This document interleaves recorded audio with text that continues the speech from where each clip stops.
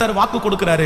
உங்களுக்கு இருக்க வேண்டிய முதல் தைரியம் என்ன அப்படின்னா, என் எதிர்காலம் யாவையும் என் இயேசு பார்த்து கொள்ளுவார். நான் முதிர் வயதானாலும் கர்த்தர் என்னை தாங்குவார், கர்த்தர் என்னை சுமப்பார். இன்னைக்கு ஆராதனையிலே கர்த்தர் சொன்னாரே, இதோ உலகத்தின் முடிவு பரியந்தம் சகல நாட்களிலும் நான் உன்னோடு கூட இருக்கிறேன் என்று வாக்கு கொடுத்த கர்த்தர் இந்த ஆராதனை நேரத்திலே நம்முடைய எதிர்காலத்தை கர்த்தர் எழுதுகிறார். நம்முடைய எதிர்காலத்தை கர்த்தர் எழுதுகிறார். உங்க பிள்ளைகளுடைய எதிர்காலத்தை குறித்து கவலைப்படுகிறீர்களா? வாலிப தம்பி தங்கச்சி யாராவது ஒருத்தர் எதிர்காலத்தை குறித்து என் எதிர்காலம் எப்படி இருக்குமோன்னு நீங்க வருத்தப்படுகிறீர்களா? நான் நம்புறேன், இல்ல இல்ல, உங்க எதிர்காலத்தை குறித்து நீங்க ரொம்ப தைரியமா இருங்க. உங்க எதிர்காலம் உங்க கையில இல்ல, உங்க எதிர்காலம் உங்க அம்மா அப்பா கையில இல்ல, உங்க எதிர்காலம் உங்களுடைய ஓனருடைய கையில இல்ல. உங்களுடைய எதிர்காலம் வானத்தையும் பூமியையும் உங்களுடைய எலும்புகள் முதலானவைகள் உருவாகும் முன்னே தெரிந்து கொண்ட, பேர் சொல்லி அழைத்த தாயின் கற்பத்தில் உங்களை தெரிந்து கொண்ட கர்த்தரிடத்திலே இருக்கிறது.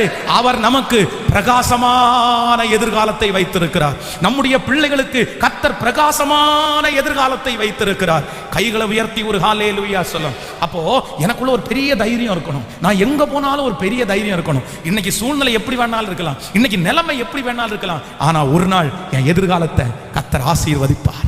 என் பிள்ளை நல்லா இருக்கும், சொல்லுங்க ஆமேன் சொல்லுங்க. என் குடும்பம் நல்லா இருக்கும், என் பிள்ளையினுடைய எதிர்காலம் நல்லா தான் வரும்.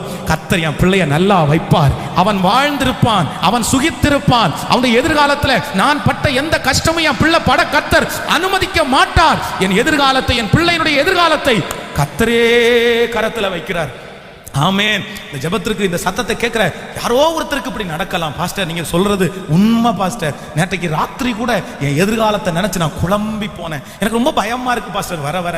ஏன்னா நாட்கள் தாண்ட தாண்ட நான் ஒண்ணுமே செய்யல, நான் ஒண்ணுமே சாதிக்கல, நான் என்ன பண்ண போறேன்? இப்படியே போனா என் எதிர்காலம் எப்படி மாறும்? இவ்வளவு காலதாமதமாச்சு, இத்தனை லேட் ஆயிடுச்சு, நான் எங்க போய் பாஸ்டர் நிலைப்பட போறேன்? நான் நம்புறேன் கர்த்தர் ரூத்தை ஆசீர்வதித்தது 10 வருஷம் அல்ல, 10 வருஷம் காத்திருந்த அல்ல, ஒரே ராத்திரியில என் ரூத்தினுடைய வாழ்க்கையை, எதிர்காலத்தை நிர்ணயிக்க கர்த்தரால முடியுமானால், இந்த சத்தத்தை கேட்கிற அன்பு தேவனுடைய பிள்ளையே, நீ ஆராதித்துக் கொண்டிருக்கும் போதே, நீ ஜெபித்துக் கொண்டிருக்கும் போதே, என் தேவனாகிய கர்த்தர் 1 மணி நேரத்திலேயே உன் எதிர்காலத்தை வெற்றியாய் கர்த்தரால எழுத முடியும். கர்த்தர் நினைத்தால் உன் பிள்ளையினுடைய எதிர்காலம் 1 மணி நேரத்துல மாறும்.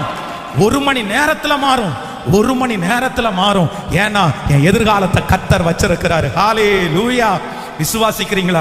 அப்போ ஒவ்வொரு நாட்களும் முன்னேறும் போது இன்னைக்கு ஒண்ணுமே கைகூடி வராதது மாதிரி உங்க கையில இருக்குது, எல்லாம் இழந்தது மாதிரி இருக்குது. ஆனா ஆண்டவரை நீங்க நம்புங்க. ஆண்டவரே நான் தொடர்ந்து ஓடுவேன், நான் தொடர்ந்து ஓடுவேன். நீங்க நினைச்சா ஒரே நாளில் என் எதிர்காலம் மாறி போகும்.